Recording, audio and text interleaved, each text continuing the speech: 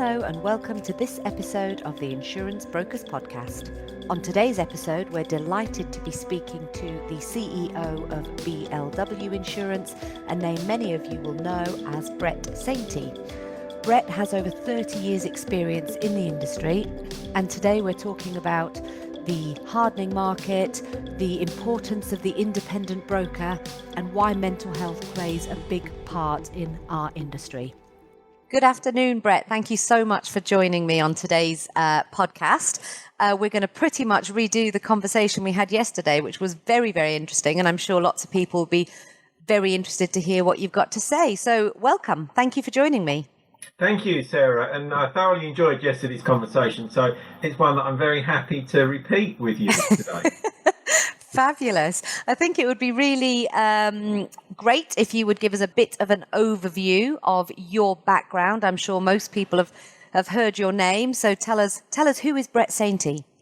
Yeah, I'm blessed with a rather unusual name, Sarah. So anything I've done wrong is etched in people's memories forever. There is only one Brett Sainty, so I can't hide from any of that. But yeah, I've been in the insurance industry well over 30 years now, for 16 straight into the industry, predominantly in the London market with a combination of insurers and Lloyd's brokers.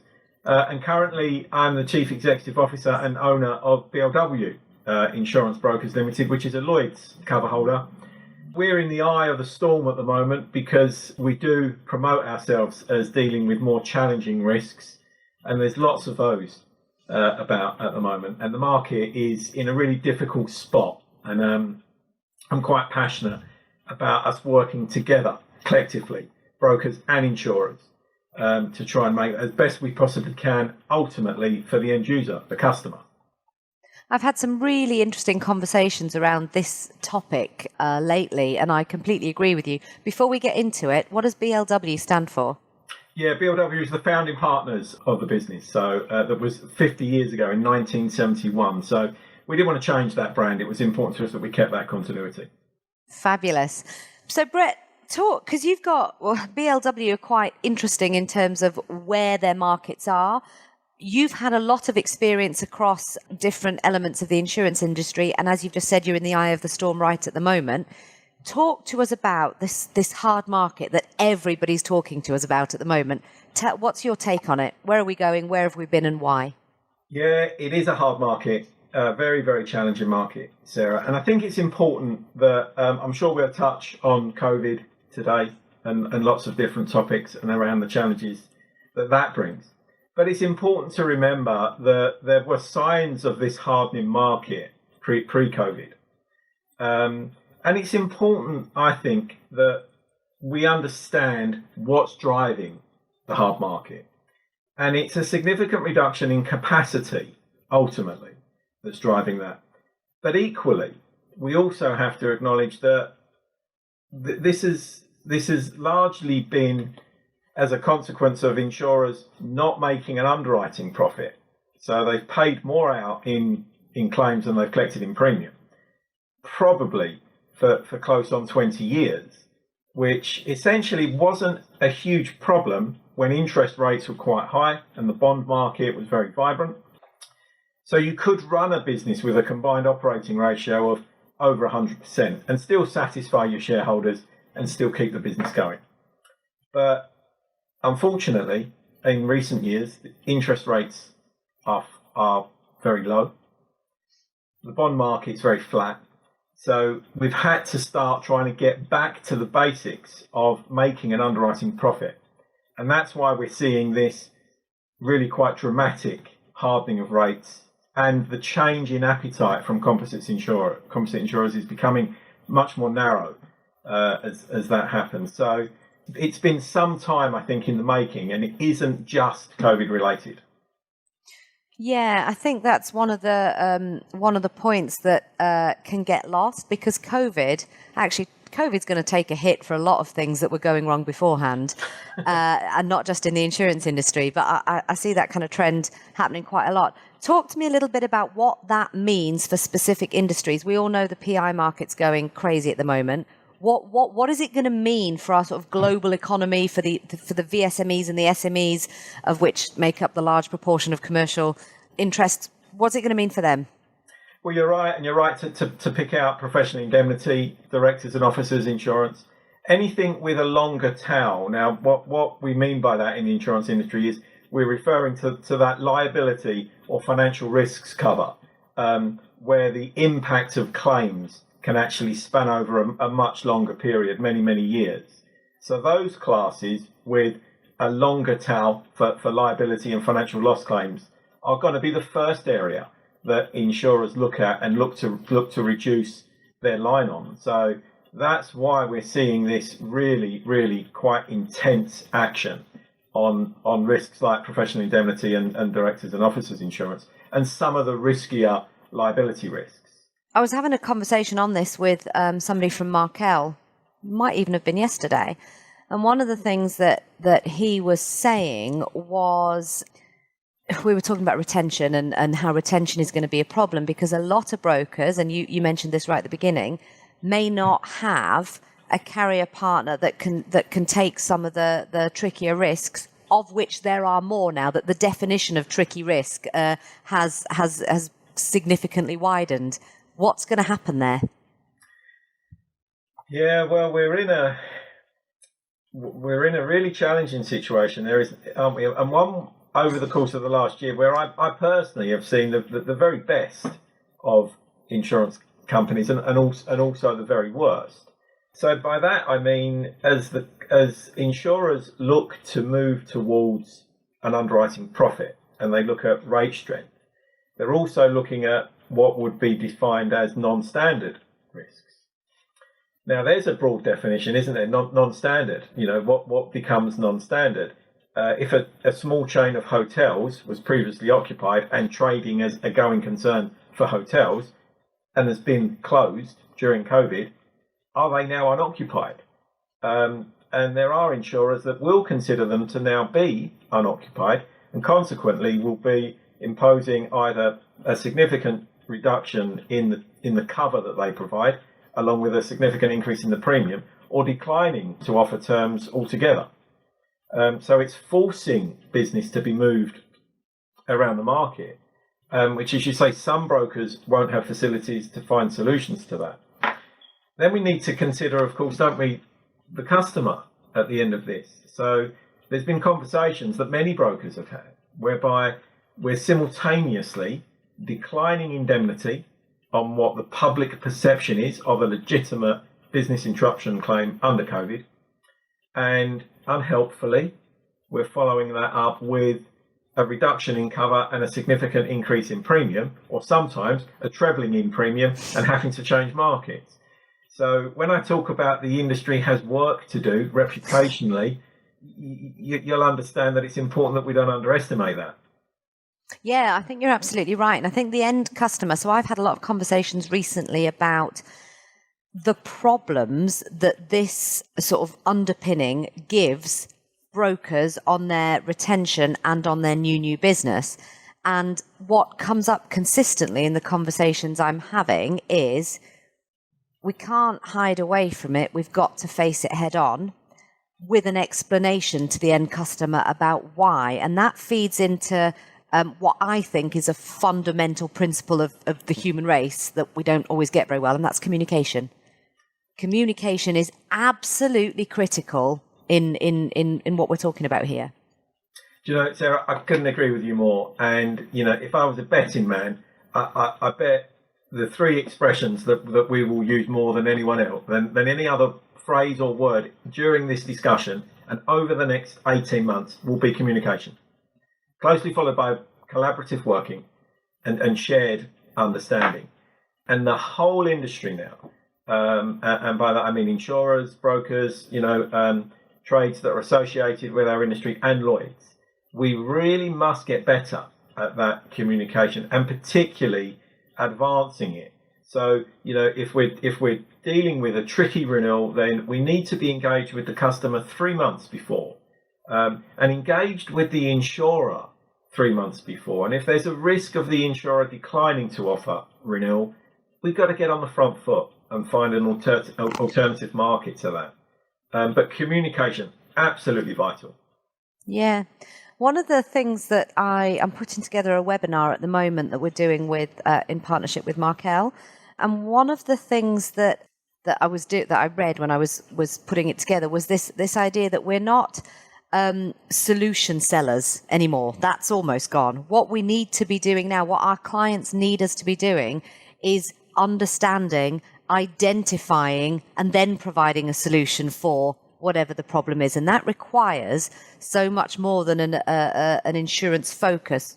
Because of what's going on, we're in a position now where we have to almost be sort of business strategists, business risk analysts, the whole spectrum, to be able to support that client to the extent that they're going to need it. And if we're not doing it, another broker is. Yeah, I think this is a business such as yourself, where Boston Tars can really help, is around that communication piece. Because, for years we've sold relatively simplified products off the shelf, a standard commercial combined product, sometimes traded online. And composite insurers have done a great job during the pandemic and also before that with some of that online trading. But I think you're right. It's insurance broking for me is returning back to that trusted advisor status. It's vital that we remember essentially what we're talking about here is risk transfer. We're transferring risk from our customers' business, freeing up their balance sheet to allow them to go out and build and grow their own business. So we're transferring risk. And that's the basic principle of what we do. But I think it's changing, and people are going to be so much more reliant on that advice. And it won't necessarily always be an off-the-shelf commercial combined product. And brokers need to really engage in their marketing, I think, to get that message out there to the customer that that's the service that they can provide. And the winners in the broking community, for me, are going to be those individuals that have got a really focused attention on their marketing, that are getting that message out there, and are able to sit with their customers when they're permitted to do so, or engage with them via technology to actually understand the risk and make sure they've got the appropriate product in place. You're 100%. And one of the things that some of the reading that I've been doing and some of the conversations are around, it's a bit cliche, but the changing world of sales. So the hard market, COVID, the global economy, the massive sort of transformation we've had in terms of digital technology. And I'm talking about Zoom, I'm talking about social media, emails, analytics, algorithms. It's all coming together to create almost the perfect storm for massive change. And I was talking to somebody about our buyers, so our commercial clients. No longer are you dealing with one decision maker. It used to be several years ago, and I read this in Jason Liu, the CEO of Zywave's ebook. It used to be 5.8 buyers in the decision-making process for a mid to large corporation, or 5.4, I think, and now it's 6.8. So you've got more. It's not just an emotive buying, I like you, I want to sell to you, or you like me and you want to buy from me, whatever it is. There are now several people that you've got to go through the chain, a lot of whom are digital natives. Like my kids, it's as normal for them to have a FaceTime conversation as it is from a face-to-face. And as in older generations, obviously prefer the face-to-face. But my kids, and actually my brother's generation, he's in his mid-20s now, digital natives. I love that phrase because that's what they are. So if you're thinking about your growth, then you've got to be thinking about the future and the type of buyer and buyers that you need to be linking in with. And that involves an understanding of technology, and it involves an understanding of their market, and not just the CEO's pain points, but the FD's pain points and the chairman's pain points. And you've got to have that understanding to be able to start to do some of this selling. And if you're not doing it, somebody else is, because that's the direction we're going in. And it's fascinating to watch these changes take place and have these conversations with people as it's happening. Oh, undoubtedly. And we talked yesterday, didn't we, about imposter syndrome. And, I still think of myself as, in my early 20s, having just left Commercial Union and joined the Lloyd's broker Bias Mosley. That's no longer the case. So I have to embrace that. But equally, I need to consider what my customers want. Where do my customers hang out? How can I engage with my customers? And I may like doing business over a cup of coffee in Lloyd's with all my brokers and underwriters. But the world has changed, and that works for some people, and it may be my preference. But the reality is, most people actually will be reaching out to us electronically, and our most effective marketing will be digital. And for retail brokers, the most effective way, without question, of them sharing their expertise and capturing those really valuable prospects that want to speak, possibly remotely, but want to engage on a one-to-one basis with somebody with a really detailed insurance brain and understanding risk transfer. But that's going to happen via digital marketing. Yeah. We may, as an industry, and the people in my generation particularly, may crave a really gloriously glossy A4 15-page brochure. But that's not what decision makers want. I think, to take your point, most decision makers in SME businesses, if we pick that premium band, maybe up to £100,000 of GWP, most decision makers in those businesses are going to think like your kids more than they think like me. And that's terrifying, because I'm in the think like you bracket. But actually, my entire business is it's essentially based on taking what you do in a daily basis, those renewal meetings with your clients, and turning it into something that could be valuable for a client Mark II, aka a prospect. That's, gone are the days where you sit down with a blank piece of paper and go, I'm going to write a blog on caravan insurance. Nobody cares. Nobody wants to know about caravan insurance.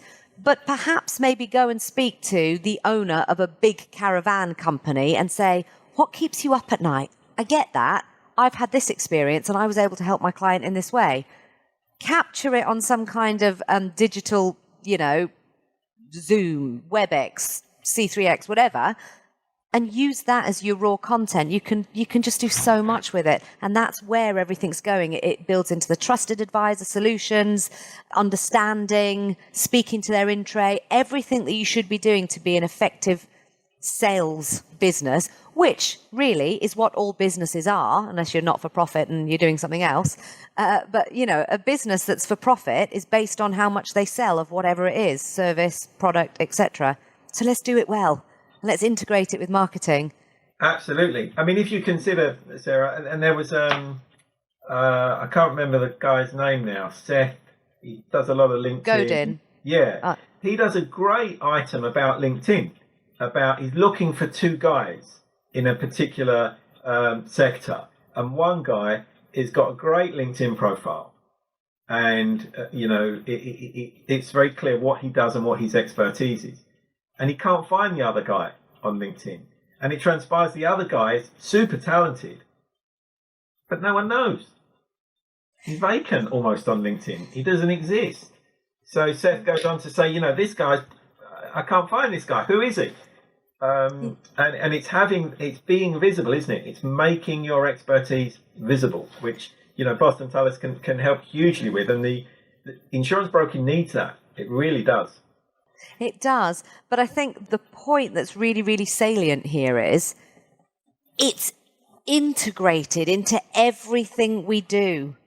You can't escape it. No. It will be the first place somebody will look about your business, either to corroborate what they already know or to find out a bit more. And it's got to be there. And if it's not there, you're in trouble. But I also think people get stuck in paralysis by perfection when they're thinking about putting stuff on me. As long as you're not hanging out a window with your bum out, then you're probably okay. If you put something out there that maybe the resolution is slightly lower than you would like it, nobody else is going to notice. It's all right. So I think there's a middle way to manage this, and I think it can be really, really effective from a marketing perspective. I want to jump slightly, but there's a relationship to where we've just been about where we're going to go. And that is about the community banding together, and something you've just done about joining the Wholesale Brokers Advisory Board. Talk to me about why and how important that is in what's going forward in the community or the industry that we really need to be. Yeah, so BIBA, which, as you know, have a number of different advisory boards, and I've just joined the BIBA Advisory Board for international and wholesale brokers. And it's vital work, and I'm always surprised at how many brokers pay their annual BIBA subscription, maybe go to the BIBA conference, and never give it another thought. But BIBA is so much more than that, and it can be bring so much value to businesses. And we have to accept, Sarah, we, the insurance industry, brokers and insurers, we've got some reputational work to do. The handling of the COVID BI claims and the regulator and the High Court decision, in hindsight, I'm sure everybody involved would have done things differently. But sadly, we are where we are. And where we've ended up is that as an industry, we have some work to do to restore the trust in the public. Now, BIBA are key to that. But what we need to ensure is that smaller brokers, and they've got a vital role to play in this. I think there are national brokers and consolidators that do great work, really great work. And a number of the consolidators I count as friends of mine. So, I'm not in the least bit critical to them, and there are people that have worked in this industry and wish to sell their business, and there's some great consolidator models out there. But this business is about competition, and we need independent brokers, well-established long-term independent brokers, and new entrants into the market. And BIBA has a lot to offer. So it was important to me that BLW, firstly, as a genuinely independent broker that is wholly owned by its working directors, has a voice on that council. I thought that was vitally important.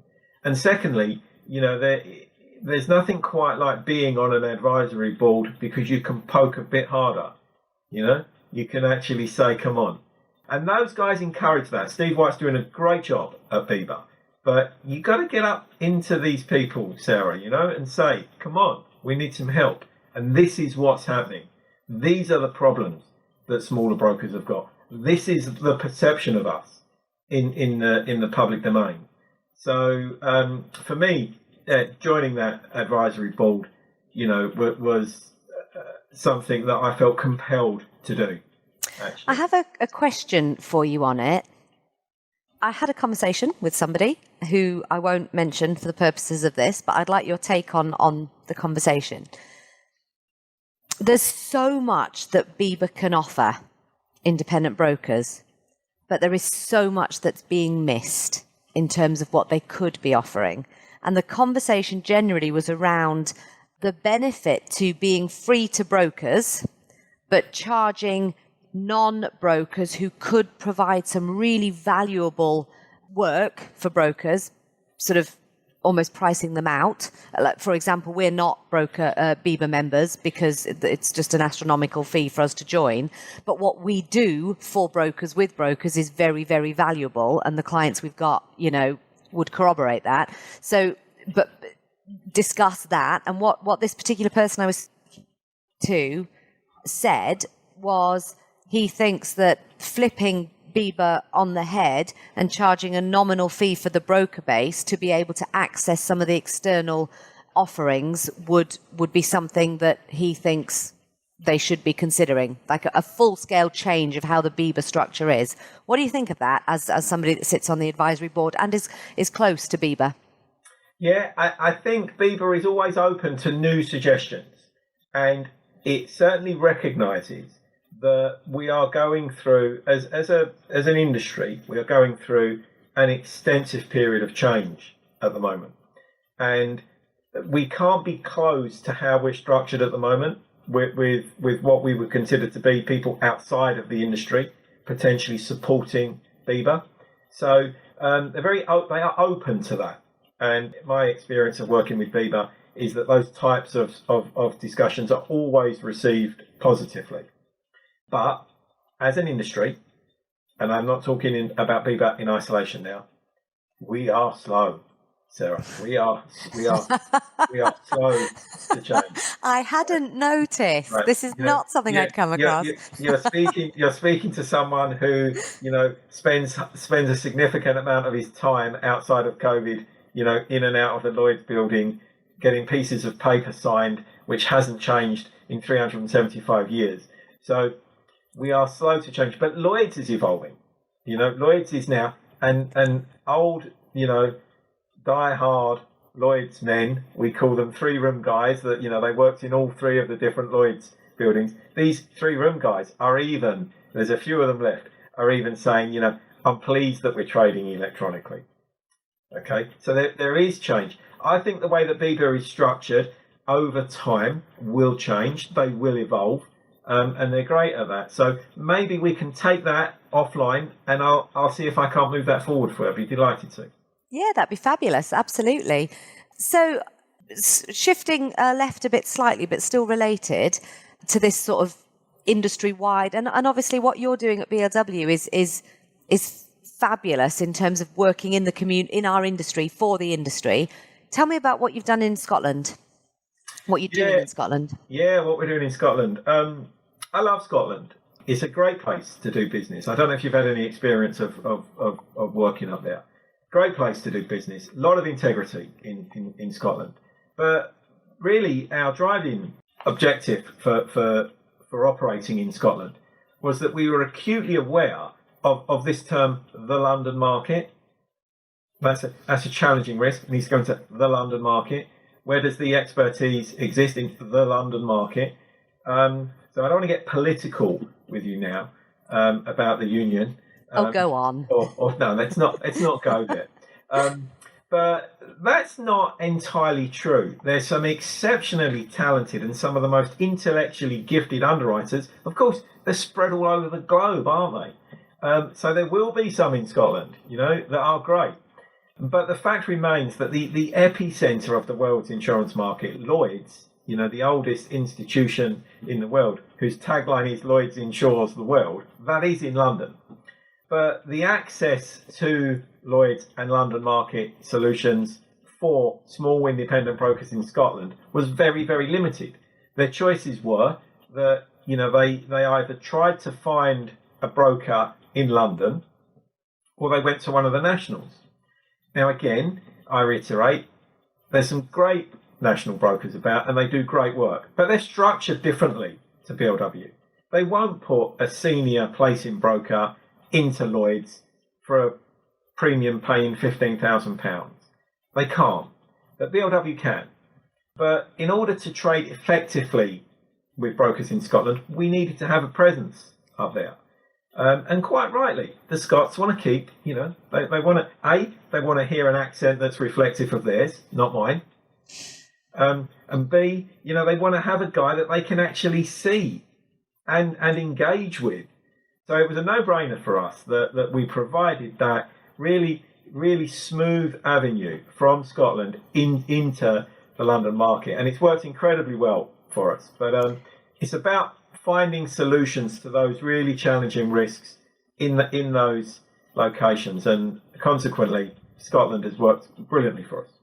And is there any driver of that because of what's happening in the market with non-standard risks, the definition being made wider? This appointment happened during the last year, hasn't it? Was it January this year?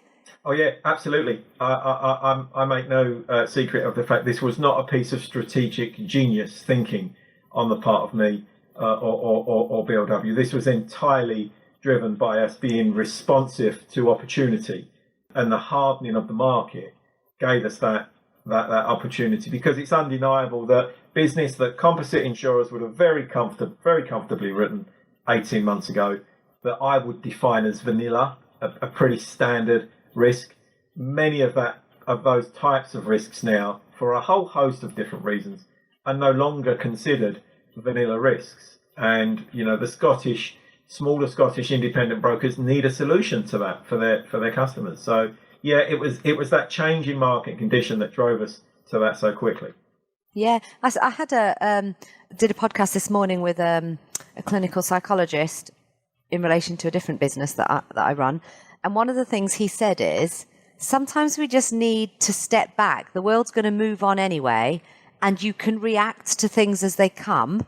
Where other times you spend all your time and energy going for goal A or prospect B or whatever it is, and you never get there because the world is moving in ways that we don't quite understand. So it's what you've just said. Being reactive to opportunity is as much a skill as setting a goal and then all the steps you're going to do to get there. Yeah, absolutely. I think business planning is vital. I was really blessed in my career during my time at Towergate. Peter Cullen, who I'll be forever grateful for, started an academy, and 5 or 6 of us were sent to that. It was a 3-year course, and life changing for me. And I draw on that experience every day of my working life still. And this was the best part of 20 years ago. But during that episode of my life, we were taught very, very well about how important business planning was. However, it was also drummed into us at Towergate to be entrepreneurial in our thinking, to act as an owner-driver, which was a great experience for me to then go on and run my own businesses. Because, at Peter Cullen's knee, we were encouraged to think like that. And Towergate in those days was incredibly quick to respond. I mean, that was a great, big, small business, but full of entrepreneurial spirit.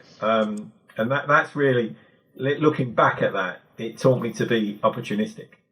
Everybody I've spoken to that has worked for Peter Cullen, and I've done a podcast with Peter, and obviously David, Tim Johnson, Clive Nathan, a whole range of people that have worked with Peter have all said the pace at which you moved in the early days of Towergate was like 3 times any normal day, and what you would normally learn in 10 years, you learnt in 2 under Peter Cullen. And having had the privilege of interviewing Peter and meeting him on several occasions about various different things, that entrepreneurial mindset and owner-driver really comes across. And obviously he's been very, very successful in it. So it's interesting. Everybody that has worked for Peter's got that sort of that to say about it, which only if I'd been born 20 years earlier. Yeah, I love my time. I was working at Bryce Moseley, which was the oldest independent Lloyd's broker, and the first big acquisition of Towergate. This is in the late 1990s. So yeah, Peter was hands-on, and I was blessed to spend a lot of time with him. And people ask who was your best teacher. Mine was Peter Cullen. I just buggered about at school, really, if I'm brutally honest. Didn't start learning till I joined the insurance industry. But yeah, Towergate, through that period, the late 1990s, 2005, 2006, absolutely outstanding business. Hard work, great fun, and really, really invested in their people massively. That's what you need. That's particularly what's needed going forward now. Investment in people and giving people the control and the sort of inspiration is what's needed. Tell me, from your experience working with Peter and from your experience of running your own businesses, what tips have you got for independent insurance brokers now that maybe have hit the 5 million GWP ceiling, and they're looking at hard market, looking at low growth, and going, how do I crack this? What's your advice for them? Marketing. Good one. Marketing. Great. Okay. If you're not online, you don't exist. Find out what you're really good at, because you won't know it immediately, and you might just say, well, I'm good at insurance broking. But you'll have some hidden specialisms. You will have a book that you've developed that you're really good at. So find out what those specialisms are, and don't be put off if they feel overbroked or there's a scheme out there, because you might be bringing more to it. So find out what your specialisms are and really push those. I think geography can be your friend in as much as you could be a great local broker. But without a specialism, I think you're going to find it increasingly challenging. So I can't stress enough marketing and that digital profile, I think is vitally important. But, these businesses were started because there was great expertise in them, and there's still great expertise in them. But to make that transition, and it's a tough movement, about 5 million to 10 million GWP is a really, really, really tough move. But it can be done, and crucial to it, I think, is finding a specialism and pick one that you're good at. Work with your insurer partners to identify that. And then that marketing message is absolutely, absolutely vital. And you guys at Boston Tullis have got a part to play in this, because this industry needs that, and the whole industry needs independent broking to work. The consolidators need independent broking to work. Whilst the nationals may not choose to admit it, this is competition. And we've learned recently, haven't we, about the European Super League? People want competition, it has to exist. So the nationals need that competition. BIBA needs independent brokers to exist. The government recognises that SMEs, they're the bedrock of our economy. Small businesses are the bedrock of our economy. So we all have a part to play in this, including Boston Tullis, who have to engage with these brokers and get that digital profile and that marketing working. Because, to finish that question for you, what do these guys need to do? It is marketing is vital, and a specialism. And I'm really grateful for your very, very kind words, and obviously completely agree with what you're saying. And one thing you've said there about find your specialism, that's imperative to your marketing being focused, to you being able to attribute a return on investment to any spend you make in that department, and to you starting to convert people that you've never even spoken to into your best clients. So thank you very much. Much appreciated. No, not at all. And I'm sure you'll concur. This is a rifle, not a shotgun. When we talk about marketing, don't make it too generic. We're a great insurance broker. I'm sure you are. Be a great insurance broker. But talk about the challenges. Run towards the challenges of COVID and how you can tailor a product to give the customer the cover that they need. Not the cover that, the latest commercial combined offering from 6 Composites online offer. They might not want that. So talk about your expertise and able to identify the exact cover that they need. But yeah, it's a rifle, not a shotgun. Get a specialism and really hone your skills in that area. I think this might be the Rifle Not Shotgun podcast. That'll be a great title for it. Brett, thank you so much for your time. I really appreciate you taking the time to speak to me. And it's been, as always, very, very interesting. No, it's been my pleasure, and I'm sure we'll talk again.